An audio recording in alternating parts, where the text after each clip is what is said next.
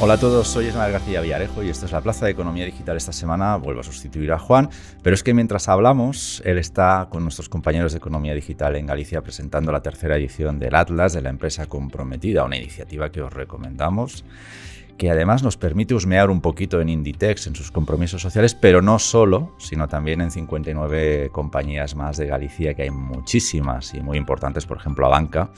Y además que las empresas que salen ahí retratadas, examinadas, no sé si de drogas, pero de ESG desde luego, suponen el 61% de la facturación en Galicia. Decía lo de drogas porque al final se está montando una en Podemos que montar unos circos interesantes. Lo de los test ya pues es la última, ¿no? Hacerse pruebas de drogas con representantes, bueno, no sé, representantes de la cosa periodística me parece ya un poco de locos, pero bueno. Pero vamos a dejarlo ahí. Como estáis viendo y habéis empezado a escuchar, pues me acompañan las otras dos voces titulares de la plaza, Bernat García, director de Economía Digital, y Alejandro Ramírez, director de la revista Inversión y de Finanzas.com. Lo hacemos como últimamente, que estamos instalando ya una cierta tradición, cada uno que elija un tema y luego lo vamos desarrollando, si os parece. Así también tenemos un poco más de pluralidad a la hora de montar la escaleta del podcast. Empiezo esta semana, si me dejáis, porque me resulta interesante. Hoy estamos grabando en el primer aniversario de la invasión rusa de Ucrania. Hace justamente 365 días empezaban a sonar las sirenas de bombardeo en Kiev. Y hoy pues tenemos allí todavía está Pedro Sánchez prometiendo tanques y aviones y ojivas nucleares no, porque no tenemos. Pero parece que desde una perspectiva no tanto de estrategia militar o de apoyo militar, sí que me gustaría, os lo preguntaré luego cuando acabemos el sumario, que analicemos si está utilizando la guerra en la invasión rusa de Ucrania para elevar el tono con Podemos, ya que hablábamos de Podemos antes, porque sí se ve una cierta evolución creciente del apoyo, o lo que promete al menos, que luego habrá que ver si lo cumple, Pedro Sánchez, la ayuda que promete Pedro Sánchez a Ucrania. Acordaos que el año pasado lo que prometía, que prácticamente mandábamos cascos solo, a lo que está prometiendo ahora, que de entrada son 10 tanques Leopard, que sí, que ya están muy utilizados por el ejército español, pero que no dejan de ser tanques con tecnología alemana, que son los que quiere Ucrania. Os preguntaré por ello si está utilizando la contienda para elevar el tono también respecto a Podemos, en esta especie de lucha que ya tienen en el gobierno permanentemente instalada, o si no tiene nada que ver y se está haciendo su campaña internacional por si las elecciones empiezan a fallar ya directamente en mayo, ya sin esperar a diciembre. Pero os dejo que elijáis vuestros temas, queridos. ¿Quién empieza? Alejandro, va, que te está señalando Bernat. Vale. Se lo tendrá que pensar todavía. Bueno, parece que ya definitivamente vamos a tener moción de censura, que el profesor Ramón Tamames dio el visto bueno. Buenísimo esto, sí. El lunes, ¿no? El lunes se va a registrar y ya decidirá, pues la presidenta del Congreso cuando lo comente con Pedro Sánchez, según las indicaciones que le dé, porque al final se va a convertir en un acto más de la campaña electoral. Entonces buscará una fecha apropiada que pueda hacer sombra a algunos momentos oscuros que se esperan también en los próximos días para el gobierno.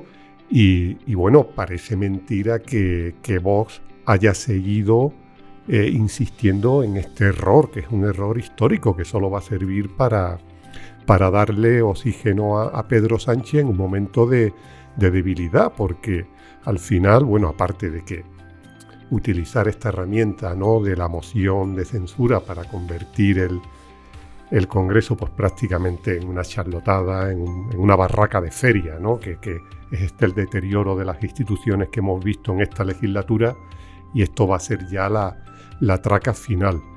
Pero como decía, va a servir para que Pedro Sánchez pues lance allí su discurso victorioso de la magnífica gestión de estos 4 años, con lo típico, las medidas, la mayoría social, la lucha contra los de arriba, y que sirva también para arrinconar a Feijóo, que por cierto no estará presente en en la moción al no ser diputado, y para dejar en evidencia que al final el único plan que tiene la ultraderecha, que va a ser que si gana las elecciones el PP va a gobernar con ella, pues presentar a un señor de 90 años como futuro de su estrategia, ¿no? Entonces, al final, pues le va a dar voz con esta iniciativa, una bala extra, una vida extra a Pedro Sánchez, aunque bueno, yo creo que va a ser una caja de sorpresa esta moción de censura, que podemos esperar cualquier cosa. Sí es verdad que Sánchez quiere tener mucho cuidado, pues por no humillar a su oponente, a un señor de 90 años. Es una de las grandes incógnitas, ¿no? Cómo tratar a Tamames. Que no solo por la edad, sino porque además, hombre, en más altura intelectual que el presidente tiene, desde luego. Sí, que la mayoría de los que están en el Congreso. El problema es que Tamames, el Congreso que se va a encontrar nada tiene que ver con el que estuvo, ¿no? De hecho, comentó que antes de la moción de censura quería invitar a su casa a cenar a Pedro Sánchez y conversar, porque veía que el hecho de ser adversario político no está reñido con mantener una relación cordial. De eso, claro, se ve que está en otro tiempo. Desde luego, o sea, a él se le han girado en contra a los 90 años. Eso, cuando estaban precisamente pero debo decir, desgraciadamente, porque... Claro. Que yo creo que ser adversario político no debería ser excusa para determinados comportamientos que estamos viendo desde hace años en el Congreso de los Diputados, particularmente. Pero bueno, eso lo dejamos ahí. Efectivamente, es que el Congreso de los Diputados que él vivió, pues la gente del Partido Popular y con Santiago Carrillo, que mantenían una relación cordial, y dentro de lo que era, nada que ver con el espectáculo que vemos ahora. Entonces decía que Sánchez tiene que tener mucho cuidado a la hora de gestionar, porque él se va a querer desmarcar completamente de las propuestas de Tamames e ir a tiro hecho contra Feijóo y Vox y la ultraderecha que viene si gana las elecciones, pero claro, tampoco hay que olvidar que Sánchez, si lo ponen contra las cuerdas y si se ve en un momento de apuro, aniquila a quien sea, le da igual que tenga 90 o 200 años, ¿no? Que para eso no tiene ningún tipo de escrúpulos. Por eso te digo que tendrá que medir y que esto puede ser una caja de sorpresa esta moción. Decías que quiere arrinconar a Feijóo, pero me da la sensación que Feijóo se arrincona solo, porque también podríamos destacar la metedura de pata en el Senado del martes, con lo de a la gente de bien, ¿no? Quiero recordar literalmente, ¿no? Bernat, tu titular.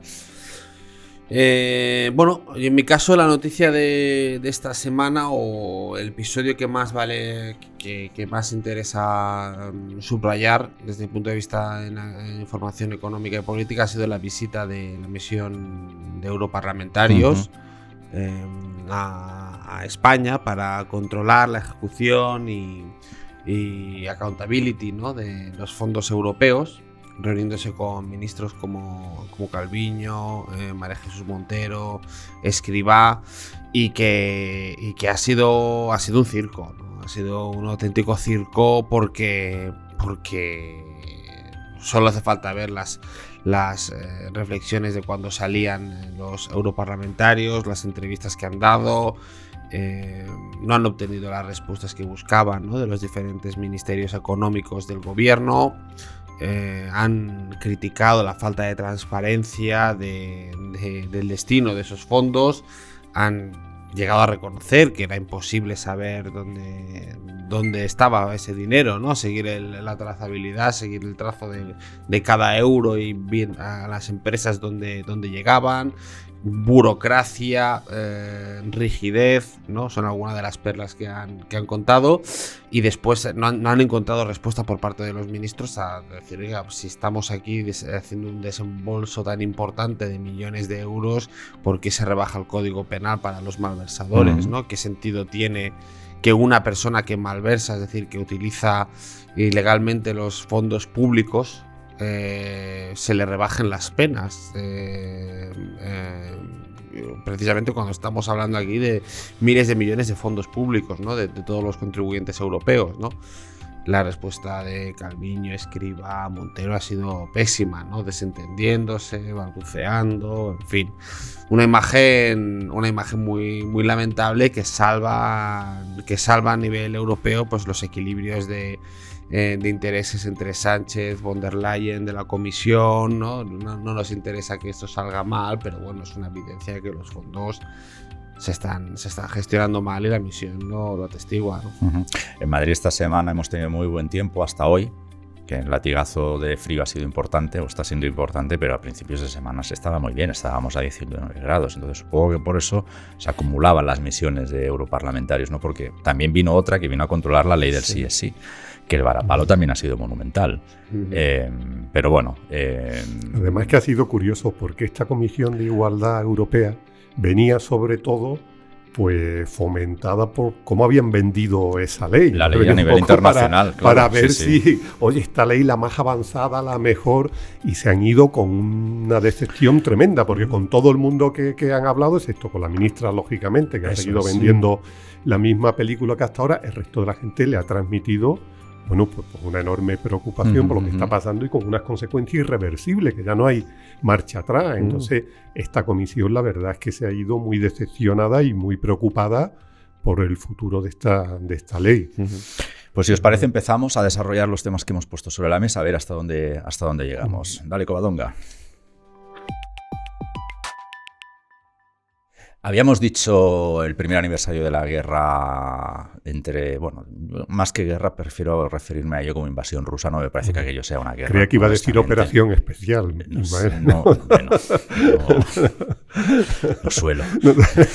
Bueno, pero sí podríamos hablar de la operación especial Sánchez, que os quería preguntar... ¿Cuál de las dos tesis, o si tenéis una nueva, aportadla, por favor, cuál de las dos tesis os agarráis? ¿Está tensando todavía más, está usando Kiev, su viaje a Kiev, para tensar más la cuerda con Podemos? ¿O está proyectando su imagen internacional pues de cara ya a 2024? No estamos hablando de Sánchez, que sabemos que lleva meses, ¿no?, intentando buscar posicionarse como un buen empleable en instituciones europeas. ¿O cómo interpretáis este viaje que ha hecho, además coincidiendo con el día exacto del aniversario? Y que desde luego, lo que decíamos antes, empezó mandando cascos y está prometiendo tanques. 10 seguros. Y me parece que están hablando, mientras estamos grabando, de aviones y estas cosas. ¿Cómo lo interpretáis? ¿Cuál es vuestro análisis? Bueno, yo pienso que Pedro Sánchez tenía que ir, como todos los líderes mundiales, ¿no?, de gran influencia global, pues tenía que ir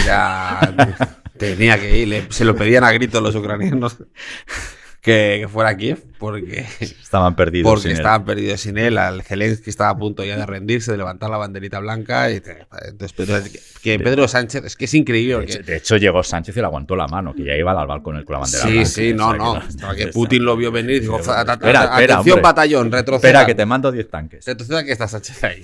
Y bueno, pues tenía que ir como van todos, ¿no? Y es verdad que Sánchez pues ha conseguido a lo largo de los últimos meses pues desacomplejarse, ¿no?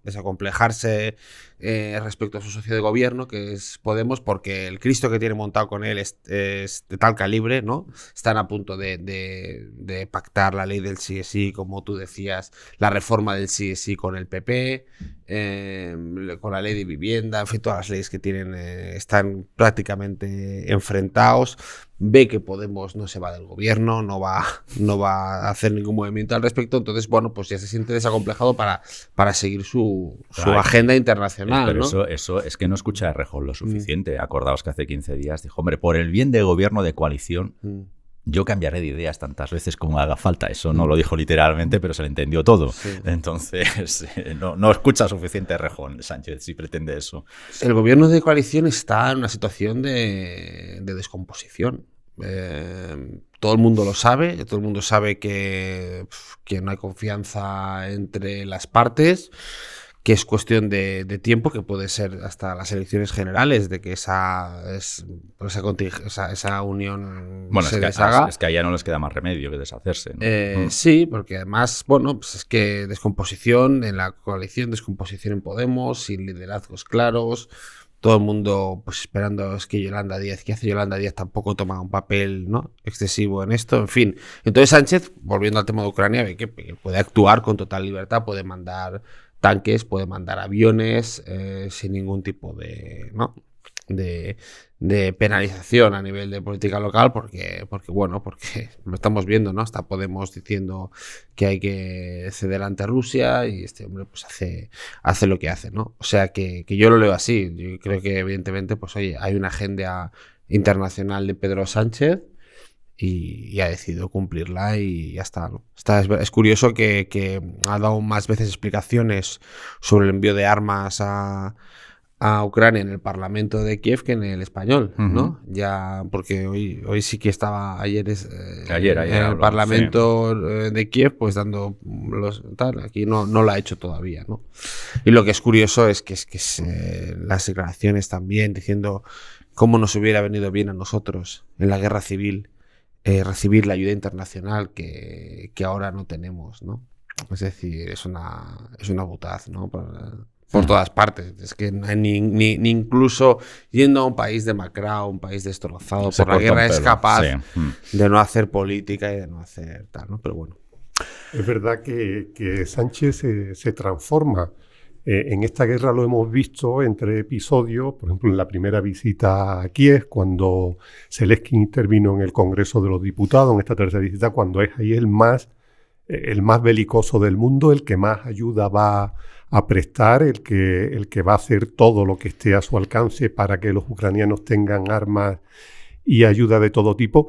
Y después ese perfil se va difuminando en cuanto de nuevo regresa a España y entra de lleno en la política nacional, porque hemos visto cómo ha estado de perfil todo este tiempo y en la cuestión de los tanques, porque al final ya se aprobó, fue una decisión conjunta dentro de la Unión Europea, pero estaba ahí que no quería mover ninguna pieza. Te digo, cuando él llega sobre el terreno se envalentona y empieza a prometer de todo, y ahora una vez, cuando regresa aquí, se encuentra también con la realidad, pues suele echar el freno de mano y solo aportar lo que de verdad le digan sus socios europeos y poco más, ¿no? Por eso lo hemos visto también con la cumbre de la OTAN, que bueno, había alguien con un perfil más garantista que él en ese momento, ¿no? Cuando estuvieron aquí todos, que prometió también a Biden, venga, fragatas aquí, ampliación y luego, pues bueno, se va ahí achicando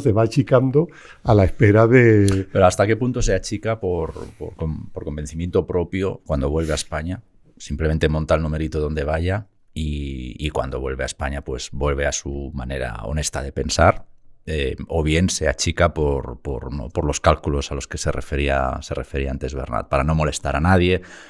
Hay que recordar que a Esquerra Republicana tampoco le hace mucha gracia, por ejemplo, todo el tema de mandar armamento y estas historias. Entonces se achica precisamente por esos cálculos egoístas de a nivel, bueno, a ver, no voy a perder ni un solo voto en el Congreso, o realmente es que no se cree lo que dice fuera. ¿En qué situación creéis que está? Yo creo que se mueve por ese parámetro principal, ¿no? Que a veces he coincidido con una situación de dificultad de la política nacional y sabe que sus socios no se sienten cómodos con esta política exterior de España y por eso pues intenta navegar entre dos aguas y que no se le vaya el tema de las manos, ¿no? De hecho, cada vez se habla de ello, apenas no comparece en el Congreso ni da explicaciones cuando son unas decisiones que tendría que ser tomada y que tendría que ser explicada dentro del Parlamento. Él sabe también que los socios no se sienten cómodos y ahora otra opción que él baraja lógicamente son las encuestas. Entonces, ¿qué ocurre? Que la última encuesta sí están diciendo que la mayoría de los españoles están a favor del envío de armas a Ucrania y de prestarle todo el apoyo posible. Entonces, esa es una situación que ahí él ya se mueve por encima de eso. Si las encuestas le dicen que hay que enviar armas, se mandan. Eso se manda y punto, y le importa poco la situación en la que se encuentren su socio y los aprietos que le puedan poner. Para eso, esa es su política y es prioritario para él. Nos movemos a tamames, pero me quedo con las conclusiones de Josep Borrell, que dijo, bueno, ha sido un año de muchos aplausos y poca ayuda eficiente, ¿no? Y a veces uno tiene la sensación de que si no fuera por Estados Unidos y el Reino Unido, ya Ucrania sería una provincia de Rusia, ¿verdad? Aquello de cómo era el día de... ¿Cómo lo decía Putin? Esto lo has dicho tú muy bien. El día de... Lo que decía Putin. De la operación el día especial. De la operación especial. Pues ya hubiera sido el día de la operación especial y de la anexión y de todo ya los habríamos pasado todos. Bueno, y Belarra sigue insistiendo en que hay que sentarse con Putin, que hay que dialogar, que esa es la salida de la guerra. Pero fijaos, cuando escuchamos a las ministras de Podemos, es que se delatan hablando. Porque fijaos, esos gobiernos que hacen seguidismo a Estados Unidos, oye, pero si usted es gobierno de España, no es ministra del gobierno de España, no, es que verdad, no sé, parece que no se integran, no acaban de asumir que son gobierno todavía 4 años después, ¿no?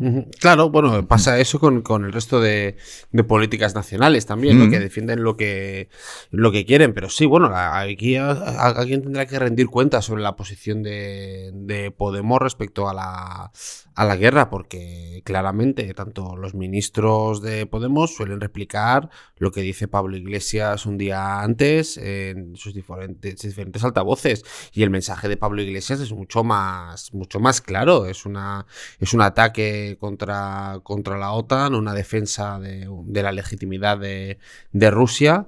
En el fondo de sus palabras siempre está justificando Rusia, y es que incluso está planteando Pablo Iglesias la cesión de regiones como Crimea y el Donbass a Rusia. Es decir, lo que hace China, pues lo hace antes Pablo Iglesias, que es planteando un acuerdo de paz. Ya me veo a Xi Jinping escuchando el podcast de Pablo Iglesias, a ver qué hacemos. Pues sí, están viendo y dicen, no, pensará, este chico es un poco radical, ¿no? El alumno aventajado. Pero bueno, sí, la posición de Podemos es que no tiene parangón en ningún gobierno atlantista, ¿no? Ni siquiera en algunos de corte más populista, como ese, incluso el italiano, por ejemplo, con Giorgia Meloni, que tiene una política pues anti-europea, en el sentido de anti-eje franco-alemán y tal. Está siendo mucho más cauta y moderada, ¿no? que las ministras de Podemos. Eso es un problema, pero bueno, deja de sorprender, ¿no? ¿Fondos europeos o tamames? ¿Por dónde queréis seguir? Vamos, pues por el orden de sumario, tamames. por el orden de aparición. Tamames. Redundamos en la idea. ¿Cómo creéis que Sánchez abordará esta moción de censura y por qué Vox está metiendo la pata hasta el corvejón con esto, o por qué pretende darle este balón de oxígeno a Sánchez? Mira que hay preguntas y no hemos empezado. Y ni siquiera se ha planteado la moción de censura. Sánchez, su enemigo a batir es Feijóo.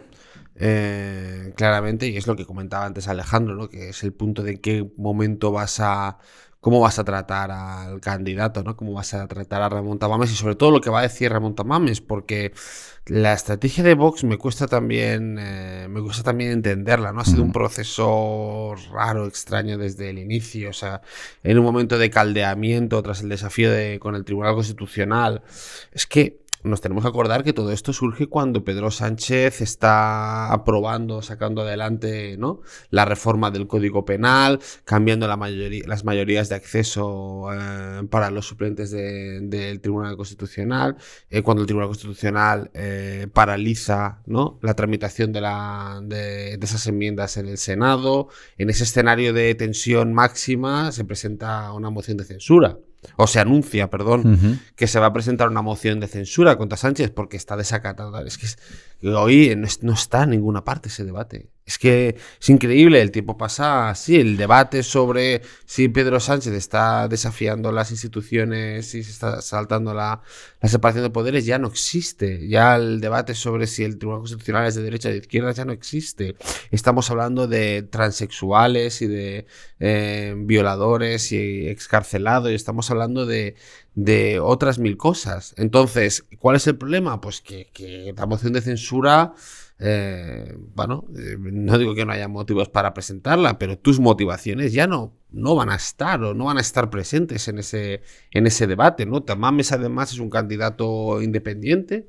Él ha querido marcar además cuáles son sus líneas argumentativas. Ha negociado, pues yo no voy a hablar de esto, no voy a hablar del otro. Negociar con Santiago Abascal, eso es absurdo, ¿no? Porque eso tendría sentido si hubiera un candidato que fuera creíble. O sea, si realmente hubiera una persona, pues imagínate... Con opciones también. Con opciones, pues que viene Aznar o viene Borrell y yo le presenta a alguien y dice, pues no, yo voy a hacer mi programa de gobierno. Eso es. Claramente, pues, Tamames no es un candidato, nadie espera que vaya a ser mañana presidente del gobierno. Y entonces, ¿qué sentido tiene que venga una persona que todo el mundo sabe que no va a ser presidente del gobierno, que no va a sacar mayorías, que no está para gobernar? ¿Qué sentido tiene realmente que esté negociando y dice, yo voy a decir lo que yo quiera? Es que es absurdo eso, ¿no? Es que no tiene ningún sentido. Entonces, de nuevo, ayer, por ejemplo, nosotros publicábamos en Economía Digital una noticia que era que Vox echaba un capote a Sánchez porque va a caer la moción de censura días después del 8M y después del Cristo que tienen montado en el gobierno con Podemos, claro, con la crisis del feminismo, ¿no? Y se nos echaban todos encima. No, tal, me parece legítimo que el votante de Vox o el seguidor de Vox quiera su espacio. Tiene derecho a exigir minutos en el Congreso, pero es que esto realmente, igual que la anterior moción de censura que presentó Santiago Abascal, solo se recordará por la división entre Santiago Abascal y Pablo Casado. Nadie se acuerda qué dijo Sánchez, ni nada, ni si se le puso entre las cuerdas o no. Pues esta pasará lo mismo. Esta será pues la situación el esperpento de Tamames con Feijóo sentado o no, porque no va a estar, ¿no? En teoría no está Feijóo, pero sabemos si va a ir a la zona de invitados, ¿verdad? Eso se sabe. Pues ya. Yo no lo sé, lo sé. La última vez, en el último cara a cara que tuvieron en el Estado de la Estado de la Nación, pues estaba sentado ahí en primera fila sin decir nada, ¿no? Eso fue un desastre también, no tenía ningún tipo de sentido aquella estrategia. Entonces a mí no me ha trascendido, no sabemos dónde va a estar Feijóo, pero o está sentado ahí o no está. No tiene sentido que esté ahí sentado con los nietos de Tamames, ¿no? O sea, que va a estar ahí en el gallinero, pues no tiene ningún sentido, ¿no? Bueno, pero visto cómo se están comportando el PP y la oposición, no lo descartes, ¿eh? Bueno, el PP le molesta todo esto, le molesta muchísimo estos shows mediáticos, no tiene ningún sentido. El PP ha dejado claro hace meses que ahora va a las municipales, que su política, su discurso nacional o su guerra, digamos, a nivel general está en los ayuntamientos y en las autonómicas, y que va a hablar a través de ahí y hasta ahí. Después ya el camino será todo esto. Entonces, Feijóo no quiere grandes debates, no quiere grandes jaleos en política nacional porque no tiene. Entonces, este es un torpedo a la línea de flotación, esta moción de censura, porque vas ahí a sacar todo eso adelante. Y como estamos acostumbrados al circo en el que se ha convertido el Congreso de los Diputados, todo el mundo tiene que hacer mucho ruido, pues con esto más todavía, ¿no? Alejandro. Sí. Es verdad que Vox está estancado ahora mismo electoralmente, que tiene abierta una crisis desde las elecciones andaluzas y con Macarena Olona, que está lejos de... Mira, es que pasan las semanas que son, pero la entrevista con Macarena Olona quizá la podríamos hablar de nada, una mención rápida después. Adelante. Y es normal que quiera hacer ruido, que quiera agitar a su gente, que quiera movilizar a lo suyo de cara a las elecciones, pero tendría que ser con una estrategia completamente diferente.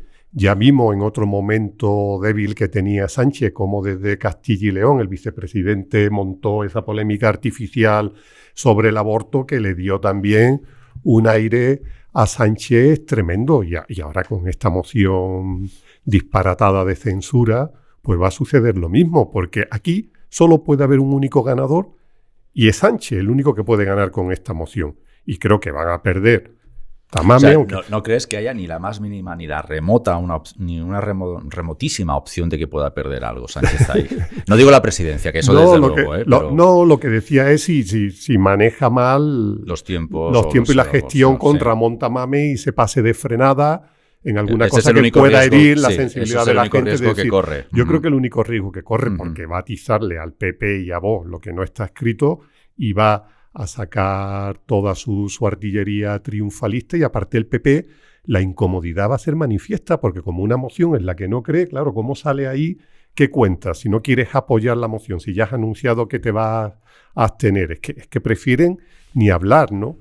Entonces, creo que Vox también puede salir perdedor, porque hay muchos votantes del Partido Popular que dieron el paso a Vox y que creo que tampoco se van a sentir cómodos con esta estrategia. Saben que su enemigo es Sánchez y todo lo que sea favorecer o darle al presidente, pues no lo van a entender. Entonces dirán, oye, yo me di de alta en este partido, di el paso a este partido para otro tipo de historias, ¿no? Entonces ahí creo que que van a salir perdiendo todos.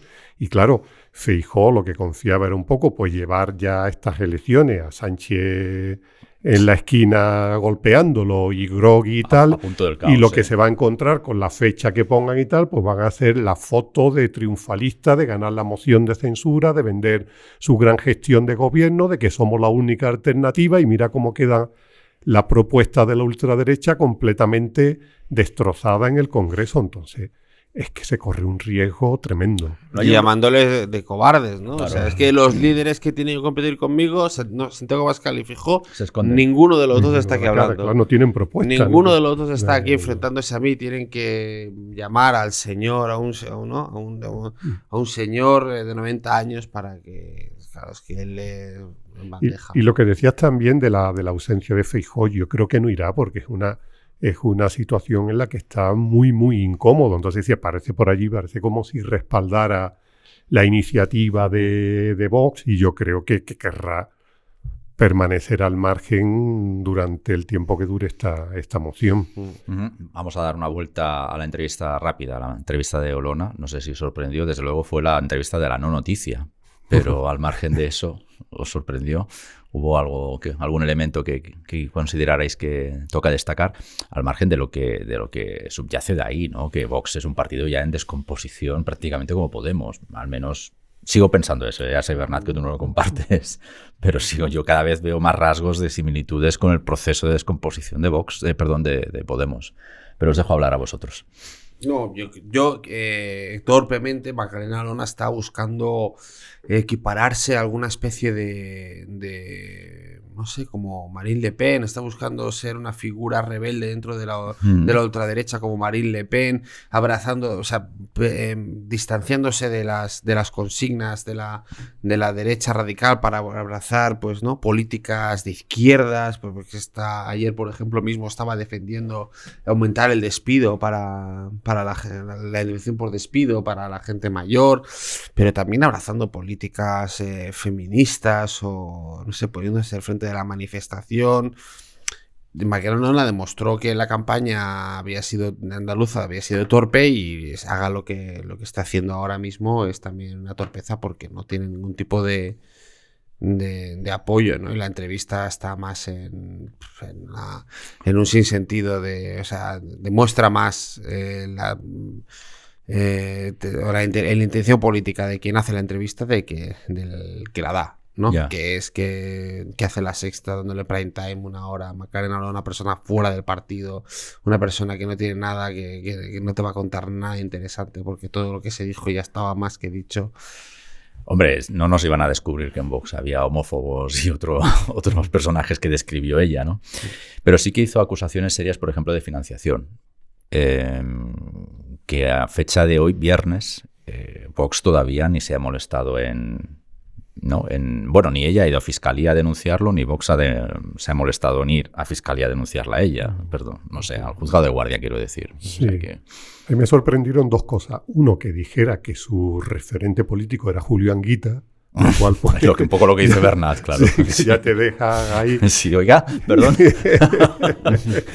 Y luego, al parecer, habla una hora, parece que dice muchas cosas, pero que no dice absolutamente nada, ¿no? Y sobre todo en la línea de Sánchez, ¿no? De los de arriba, de los señores del puro, de los conspiradores, de los que mueven los hilos, pero sin dar ningún detalle más, ¿no? ¿Quién manda en Vox? ¿Quién toma las decisiones? Si no es Santiago Abascal. Dice que hay gente arriba, pero ¿quiénes son, no? Que al final es lo que dice, lo mismo que con la financiación, todo va soltando ahí cosas, pero nada concreto. Supongo porque tiene la formación que tiene, decía hasta el punto de hasta aquí que no es demandable. O sea, si digo una cosa más, ya es demandable. Pero es que Federico ha ido mucho más allá que ella, ¿sabes? Es que Federico ya empezó a hablar del yunque, del tal, no sé qué.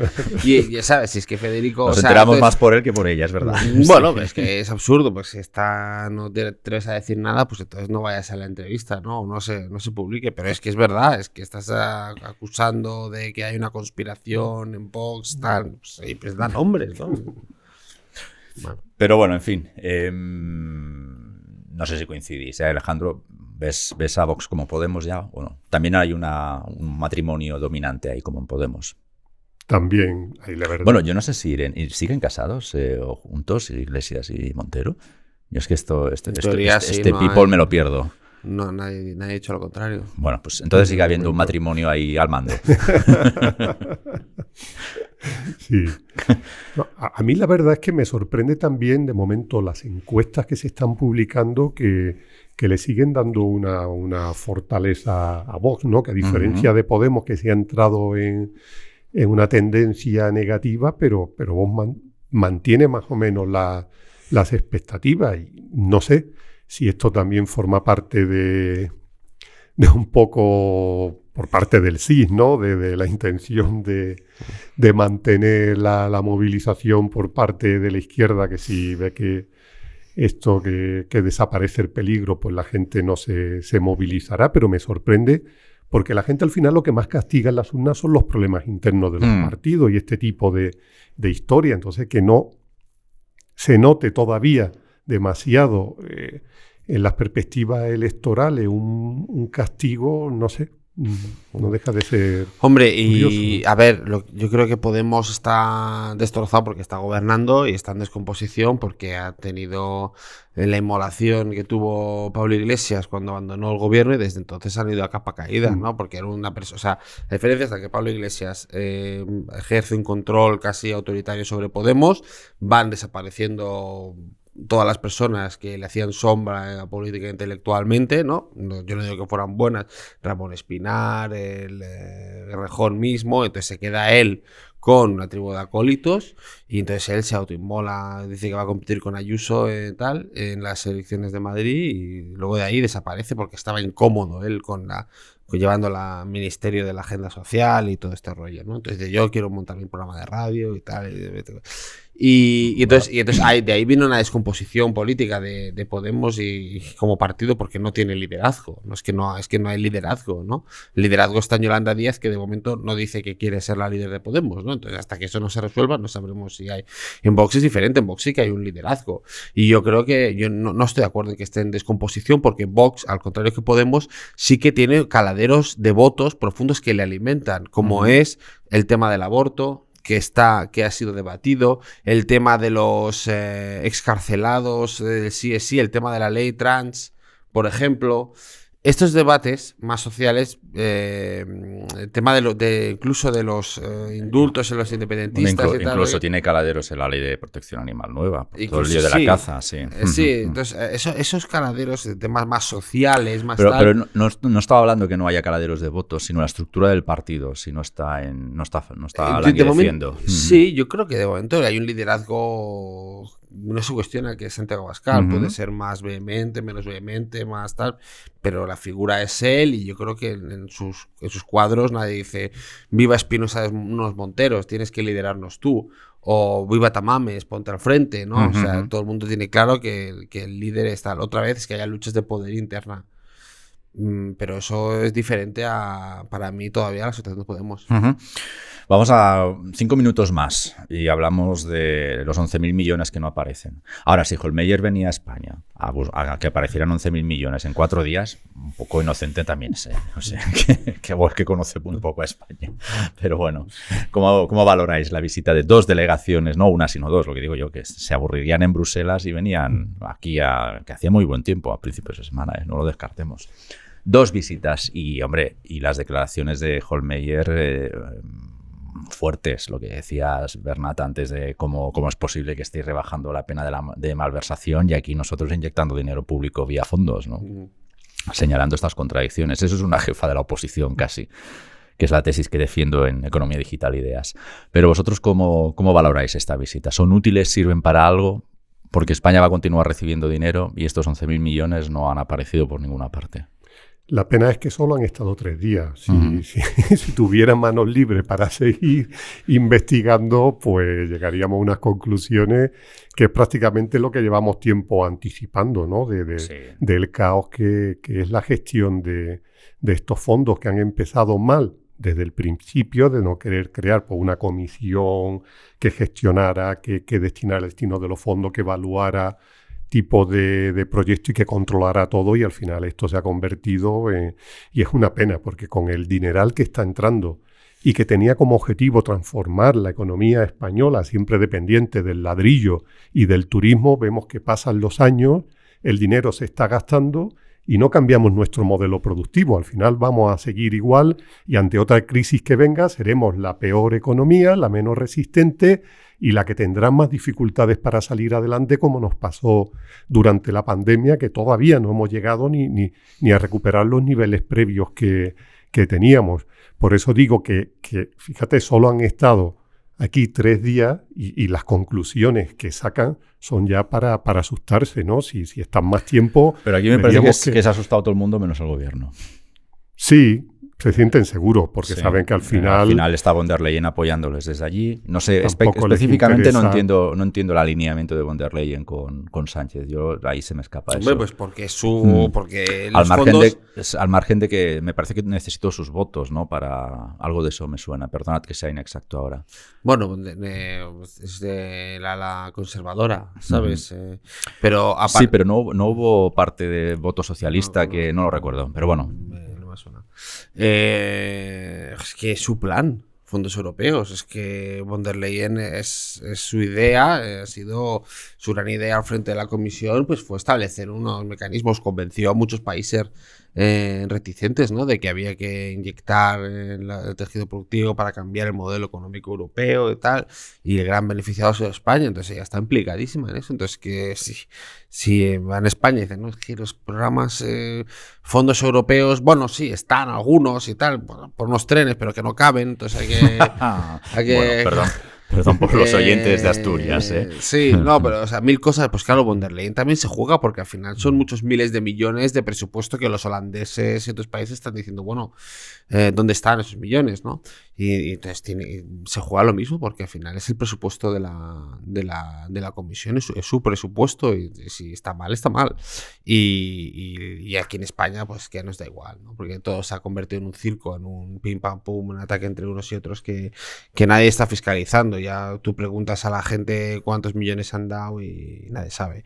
La gente, había una indignación al principio cuando Iván Redondo se reunía con el IBEX explicando que iba a crear una super oficina espectacular para distribuir fondos. Bueno, una de las principales quejas de la Comisión Europea es que, bueno, que es todo excesivamente rígido, burocrático, tan complejo que las pequeñas y medianas empresas no están accediendo a esos fondos y no tienen ni idea de cómo pedir esos fondos y es muy complicado. ¿Quién se las están llevando? Pues se están llevando pues las grandes compañías y para hacer los proyectos, en fin, sí, que beneficiarán a unos pocos, ¿no? Pero las empresas, vamos, yo las pymes que conozco son ajenas, ¿no? Los fondos europeos. No, es una pena. Y hay que recordar el trabajo que costó convencer a todos los socios europeos para aprobar, porque es que era una cantidad de dinero impresionante. Entonces, como comentaba Bernard, ¿no? Si el fracaso de España es el fracaso de von der Leyen y no quiere que eso pueda pasar, que la primera vez que se ponen de acuerdo en dotar a los países de esta cantidad de dinero, pues que salte por los aires, que sea un desastre y que sea lo que se ha convertido aquí. Entonces no quieren que eso salga a la luz y tratarán de dejarlo ahí. Un comentario rápido para cerrar sobre la destitución del presidente de Renfe, al que han sustituido por uno previamente sustituido por también ser bastante torpe, hablando de los PERTEs. No sé qué os ha parecido el episodio de los trenes que no caben en Asturias y cesamos al presidente de Renfe para sustituirlo por un señor cuyo expediente es peor. Que aquí el problema es eso, que aquí, primero, nadie dimite, aunque diga que habían dimitido estos 2 cargos, es mentira. Pasaban por ahí, después lo han hecho por la cercanía electoral también, de un proceso electoral que puede pasar factura a las comunidades, a las elecciones autonómicas que se celebrarán en mayo, que está movido también por eso, no hay nada más. Y después que al final, pues lo mismo que ha pasado, el que fracasó con los PERTE, ahora lo nombran presidente de Renfe. Y a estos que salen de Renfe, pues ahora los nombrarán en otra parte. Y si de verdad hubiese voluntad de acabar ya con este tipo de mala gestión, bueno, el presidente de Renfe ya podía haber dimitido, por ejemplo, con la gestión de los trenes de Extremadura, ¿no? Con el falso AVE ahí que montó, que todavía tardaba más que el tren convencional, y Guillermo Fernández Vara, que montó en cólera y tal, y no le hicieron ni caso. Pero claro, eran unos meses, todavía no había elecciones por delante. Y esto también, bueno, pues le va a venir un poco bien al PSOE para decir, mira, cómo nosotros asumimos responsabilidades y nuestra gente dimite. que sea, y no mira como los de Podemos, ¿no? Que siguen ahí anclados en dimitir no han dimitido, los han cesado. Exacto, pero bueno, no como ellos que siguen con el equipo titular desde que arrancó la legislatura y jugarán hasta el último minuto. Muy bien. Y demuestra además otra cosa, que es que el presidente de Renfe claramente que lo hayan dimitido es un cabeza de turco, ¿no? En toda esta responsabilidad cuando Adif no ha hecho nada. Además, lo expusieron bien, ¿no? Fue la secretaria de Estado de Transporte, Parto de Vera, a la ministra y le dijo, o cesas a este o me voy yo, ¿no? Y dijo, vale, sí, lo ceso y tú a ti también, ¿no? Porque a mí no me amenazas, ¿no? Y cesó a las dos personas. Eso pasó.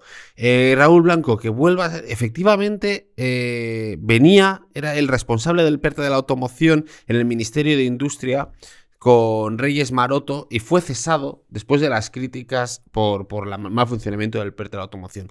Pero yo creo que esto demuestra otra cosa, que es las luchas de poder que hay dentro del gobierno entre diferentes ministerios, porque evidentemente no es solo que lo haya hecho mal y te lo cargas, no es una decisión jerarquizada en el que, oye, tú tienes que desaparecer porque tienes que pagar el pato de esto, ¿no? Porque si tú haces eso no lo nombras al cabo de 3 semanas, ¿no? Demuestra que hay auténticas batallas entre los diferentes ministros que no controlan a sus números 2, que están alineados con otros ministros y con otros equipos. Que Reyes Maroto, recordemos que cesa a esta persona cuando se va a ir dentro de 1 mes y medio para hacer una campaña absurda a nivel... Algún día esto lo tendremos que analizar, que va a hacer Reyes Maroto en Madrid, ¿no? Pero bueno, además de pegarse una hostia, quiero decir. Pues estar, pero ¿por qué va alguien, lo dejemos para la próxima semana, pero ¿por qué alguien decide inmolarse de esa manera? ¿No? Es una gran porque le dicen que tiene que irse. Porque Pedro Sánchez dice, vas tú. Y ya está, no hay ninguna otra explicación. Seguramente pues tendrá que ver, yo esto lo desconozco, pero tendrá que ver con una situación de debilidad del propio Reyes Maroto dentro del gobierno, de la falta de conexión o de la pérdida de poder. Entonces, bueno, pues tiene que salir alguien y alguien le habrá dicho que esta persona está bien, y seguro que Raúl Blanco tenía otros padrinos dentro del gobierno que no eran Reyes Maroto y que lo han decidido rescatar pronto. Pues nos quedamos con preguntas, pero las pasamos para el siguiente episodio. ¿Alguien sabe, os acordáis si la semana que viene presentamos algo o nos quedamos ya calmados? Una semana que Juan pueda venir a hacer el programa. No me parece que la semana que viene no hacemos nada extraordinario, ¿no? Pero bueno, a mí me falla ya bastante esta agenda tan activa que llevamos en economía digital, ya me supera. La iniciativa del Atlas Gallego de la Empresa Comprometida la podéis consultar desde economiadigital.es/Galicia. Y si la semana de actos extraordinarios de economía digital pues se queda calmada o se queda más bien reducida la próxima semana y nos quedamos solo con la ordinaria, pues Juan García liderará la plaza en el próximo episodio y estarán seguramente Bernat y Alejandro, que son las otras 2 voces titulares. Así que gracias por el privilegio de vuestro tiempo y hasta la próxima.